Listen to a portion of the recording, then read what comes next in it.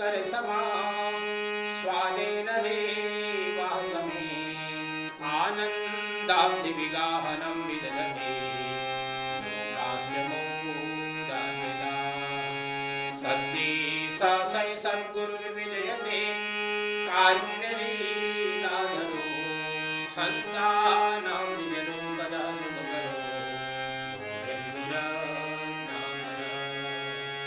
यो लोकेन्दुसमो यमाश्रितवते कीर्तिः सुधास्यन्तिरे येनां कारिकतेषु बीजकलिता यस्मै जनाः संस्मृता यस्माज्ज्ञाननदे विनिर्गतवते यस्योपकारो महान् यस्मिन् ध्यानगते विनश्यति तमाम् कायात्मनीरसना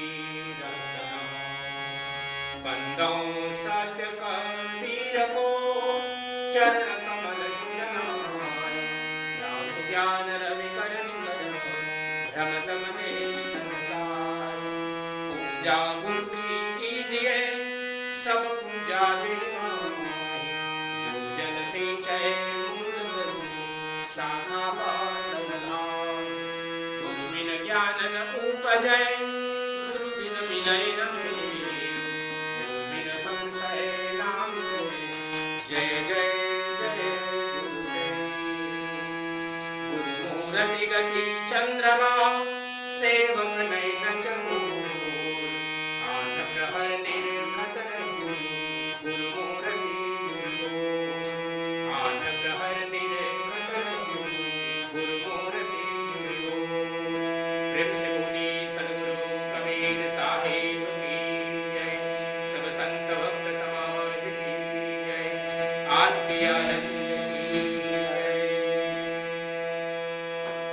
सत्य पुरुष परमात्मा हम सबके हृदय में विराजमान सदगुरु कबीर साहेब परम आदरणीय परम श्रद्धेय सभी भक्तहंसजन परम पावन अवसर सदगुरु कबीर साहेब के इस पवित्र कबीर काउंसिल मंदिर में हम सब लोग उपस्थित हैं। आषाढ़ मास की पूर्णिमा बहुत ही श्रद्धा और भक्ति के साथ अभी हम सब लोगों ने सत्यनाम ध्वजा का पूजन किए और संध्या के बाद पूर्णिमा का जो भजन है उसको भी हम सब लोगों ने मिलकर के संगायन किए, भजन किए। और आइए थोड़ा सा गुरु भक्ति के विषय पर कुछ चर्चा करते हैं। सदगुरु कबीर साहब कहते हैं कि एक शब्द गुरुदेव का ताका अनंत विचार थाके मुनिजन पंडिता वेदन पावै पार। संसार में जितने भी ग्रंथ हैं, ग्रंथ के विषय सीमित हो जाते हैं और उसके बाद जो लोग उसका अध्ययन करते हैं उसका पुनः आगे उसकी व्याख्या करते हैं। इस प्रकार से हम सब लोगों का प्राचीन ग्रंथ हिंदू संस्कृति में वेदों को माना गया है।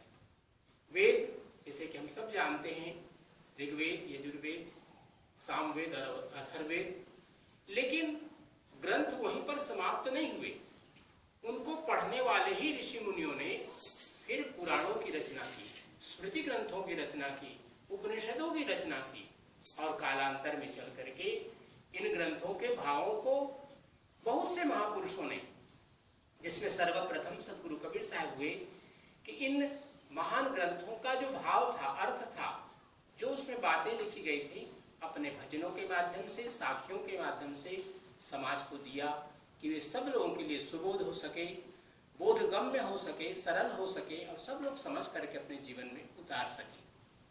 सदगुरु कबीर साहब ने कहा कि जब एक गुरु की बात आती है तो गुरु तो बिल्कुल, उन्होंने कहा कि गुरु में माता पिता के साथ साथ जो हमारे नामकरण करते हैं, जो विद्यालय में पढ़ाते हैं, विश्वविद्यालय में पढ़ाते हैं, अध्यापक, शिक्षक, प्रोफेसर, वे सब भी गुरु के रूप में हैं। घरों में आकर के जो पूजन आदि करते हैं पंडित वर्ग, वे भी गुरु के रूप में हैं। विवाह आदि संपन्न कराते हैं, वे भी गुरु के रूप में हैं।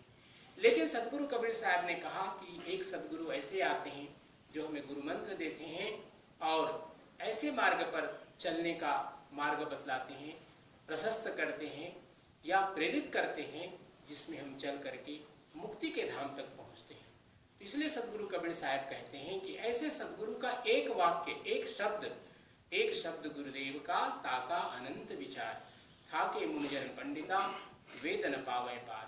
अर्थात कोई भी ग्रंथ जो सीमित हो जाते हैं उसका पार नहीं पा सकते, क्योंकि गुरु एक ही वाक्य को, एक ही शब्द को बहुत प्रकार से हमें समझाने का प्रयास करते हैं और हमारे अज्ञान रूपी अंधकार को दूर करते हैं। यही गुरु शब्द का अर्थ भी है। गु शब्दस्तु अंधकारः, रु शब्दस्तान निवर्तकः। गु शब्द से अर्थात जो हमारे जीवन में किसी भी प्रकार का अंधकार है, अज्ञान का अंधकार है, उसको रु अर्थात प्रकाश से पूरित कर देते हैं। यही सदगुरु का काम है। क्योंकि कहा गया प्राचीन काल में कि सविज्ञानाय गुरुमेवाभिगच्छे समित्पाणिः श्रोत्रियम ब्रह्मनिष्ठम्। जो ज्ञान से पूरित है, ऐसे सदगुरु के पास में जाकर के हम अपने अज्ञान रूपी अंधकार को दूर करें और अपने जीवन को प्रकाशमय बनाएं और उच्च से उच्चतर जीवन को प्राप्त करने की प्रेरणा प्रदान करें, प्रेरणा प्राप्त करें। ये सदगुरु कबीर साहब का उपदेश है और इसको हम और आगे बढ़ाएंगे इस भजन के बाद।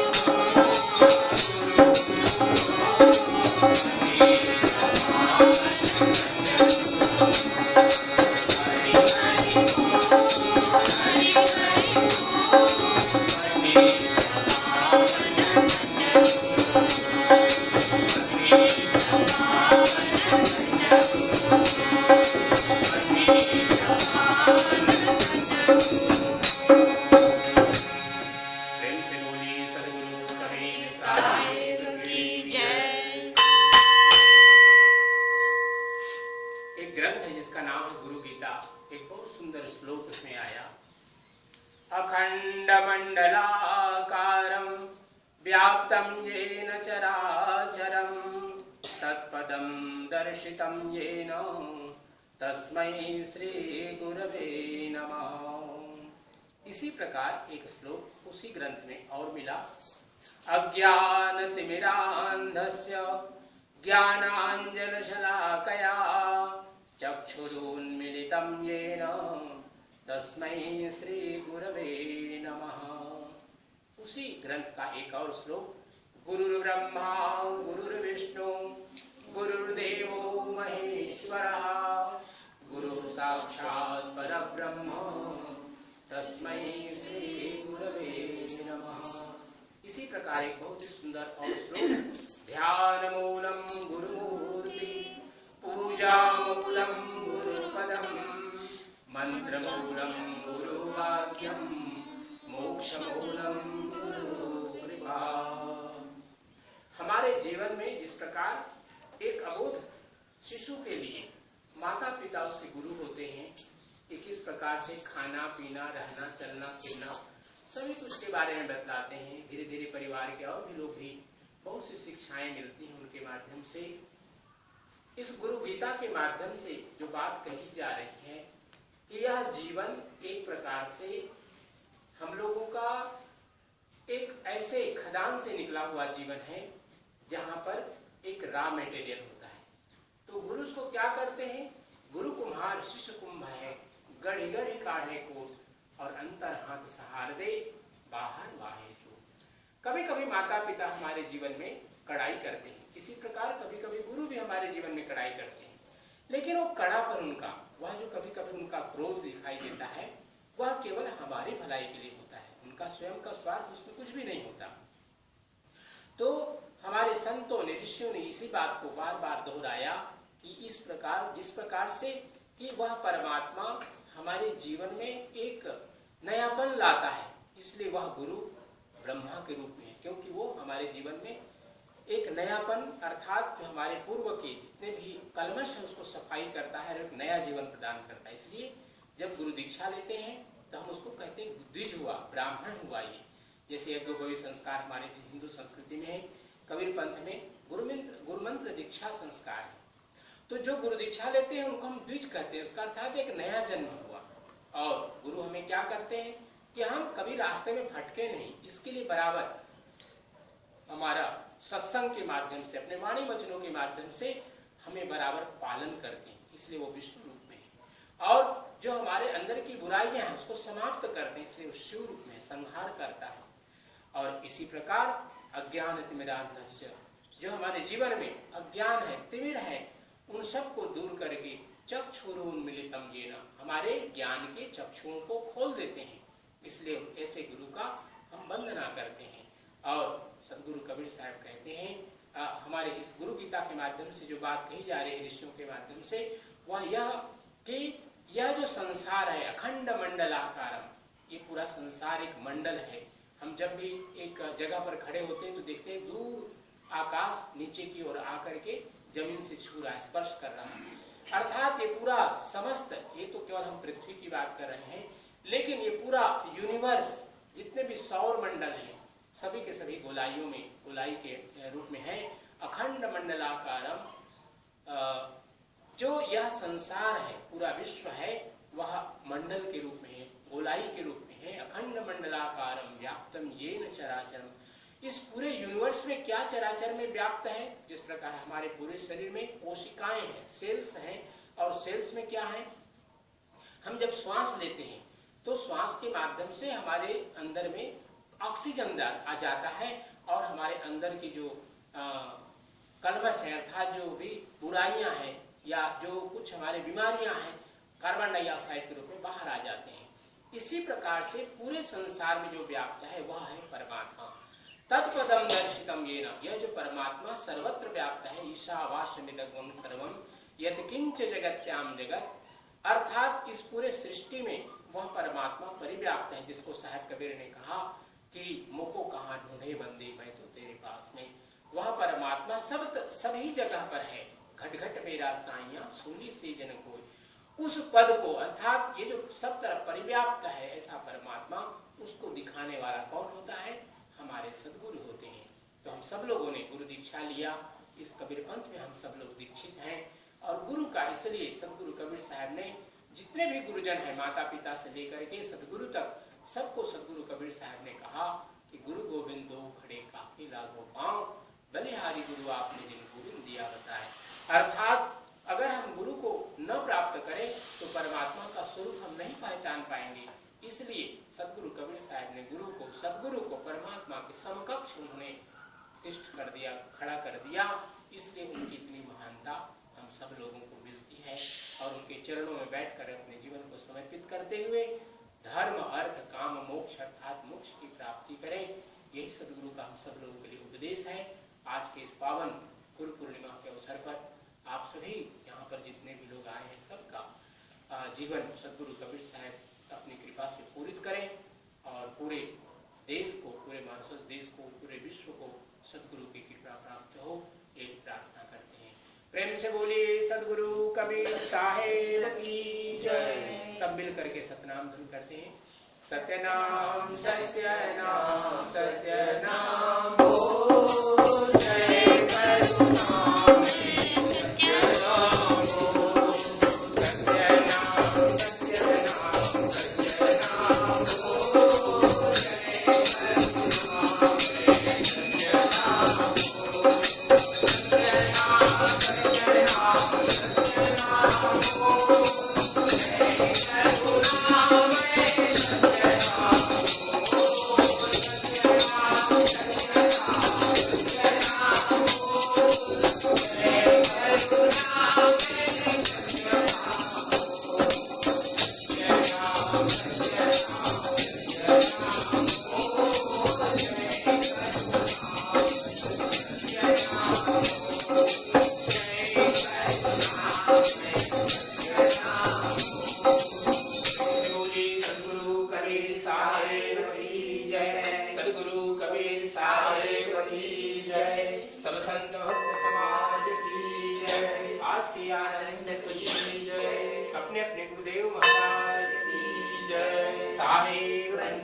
साहेब